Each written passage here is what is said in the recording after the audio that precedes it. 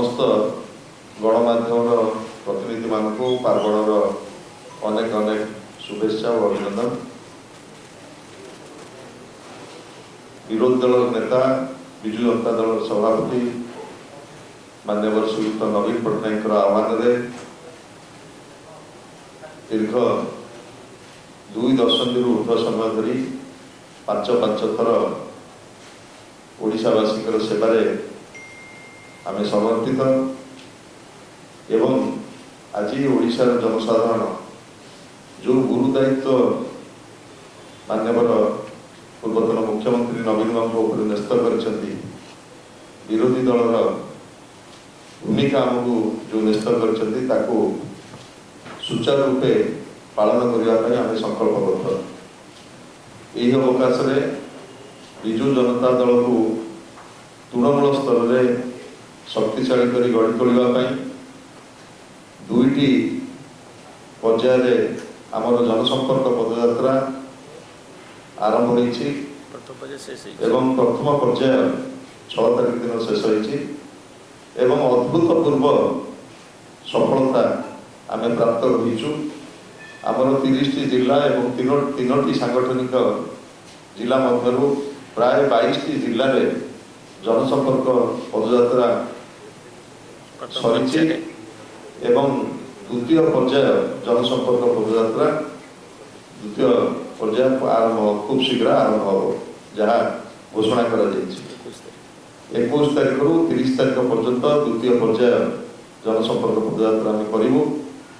आपण अनुभव करुवे विगत दिन मानक जितेबाला जनसंपर्क पदयात्रा आम जाऊ जो उपलब्धि आम रही जनसाधारण सहित अतुट भाव में केमिति संपर्क जोड़ू एवं नवीन सरकार विभिन्न सफलतार योजना किभली भाव में लोकों पाखे तृणमूल स्तर में पहुँचा आज ठीक से भाव में विरोधी दलर भूमिका आम सठिक भाव में किभली भाव में निर्वाह करूँ एवं ओडिशार जनसाधारण जो अपेक्षा आम पाखे रही पूर्ण करने निरंतर भाव में जनसाधारण सहित यही जनसंपर्क पदयात्रा मध्य दल को जनसाधारण सहित जोड़ीचु एवं द्वितीय पर्याय जनसंपर्क पदयात्रा अनुरूप भाव में किभली भाव में आम संपर्क जोड़ू